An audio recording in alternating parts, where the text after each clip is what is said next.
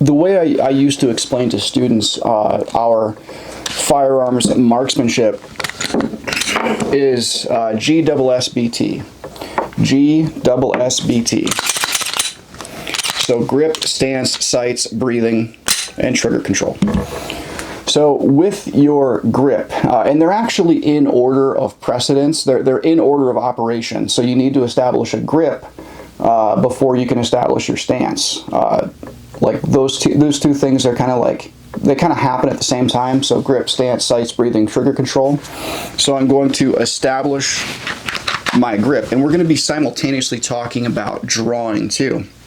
Now I'll be moving around a lot just because every time I draw the pistol I like to move off the line of attack. That is just a good habit to get into. So I'm going to move off the line of attack while I'm simultaneously clearing my garment, and I'm establishing my grip, right? So then I'm going to draw. The weapon is going to come straight up, and then I'm going to elbow down to get the weapon oriented in the direction of the target. And as the weapon is coming out, I'm going to snake my hand in behind and fully establish my grip, right? Fully establish my grip. So now we're pretending that you are not just an innocent bystander. We're pretending that you are the bad guy now because I have my weapon pointed at you. So your grip is very important. I'm going to take a quick caveat there. Just take a look at the grip. It's almost like there's some sort of biomechanical design behind this, right? We have this little crook of your thumb knuckle right there, and you have a little joint bone back here at the back of your hand, and that joint bone fits right there, kind of like Legos, like peanut butter and jelly. My fingers are down at a kind of a 45-degree angle, and I'm going to wrap them around, and I'm going to have my thumbs pointed forward and perfectly parallel. Both of my thumbs are pointed at the target, right? Notice how there's no skin, notice how there's skin-to-skin contact there. There's no gap. We don't want to see a gap. We don't want to see part of the black pistol there between the grip. Basically, you should see nothing about the pistol except for the slide and maybe part of the trigger guard when it comes to a good grip. That's what we're looking for. Wrapping my fingers around just like that. So grip, that's it. There's a lot of different schools of thought on how hard you want to squeeze the pistol. Kind of think of it like this, like a firm handshake. Like rewind back to like the 50s, 60s, 70s when people still gave each other a firm handshake, right? And hopefully you were raised with someone that taught you that when you give someone a firm handshake, you give a firm handshake, you make eye contact, that good thing. But the type of grip of a firm handshake, that's kind of subjective because I know now a lot of times people don't even do a firm handshake anymore. But yeah, a good firm handshake, that's typically the amount of tension that I like to put into squeezing the pistol.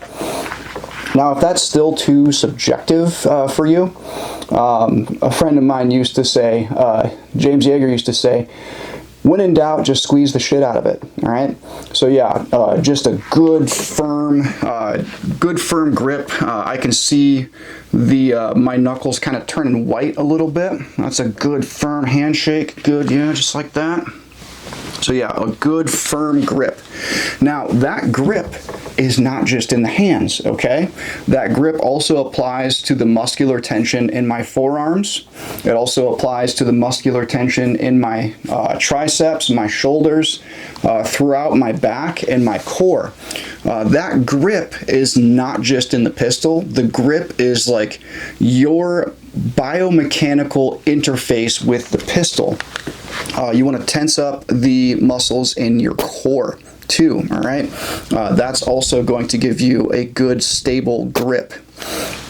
Now, I've seen people like say turn your elbows way out. I've seen people like turn your elbows in. Just push the weapon out and let your elbows land where they're naturally going to land, all right? Because you're not going to be thinking about what to do with your elbows in a gunfight. So what you want to do is establish that good even grip, even pressure with your right hand and your left hand. Press the weapon straight out and let your elbows naturally kind of lock where they lock. My elbows don't come completely straight because when I tense up the muscles in my triceps and my forearms and my shoulders, and I bring the weapon out to its kind of locked position, my arms are not completely straight. There is muscular tension being applied to that bone and skeletal structure, and that muscular structure, that right here is where it's kind of locked, and my elbows are not completely straight.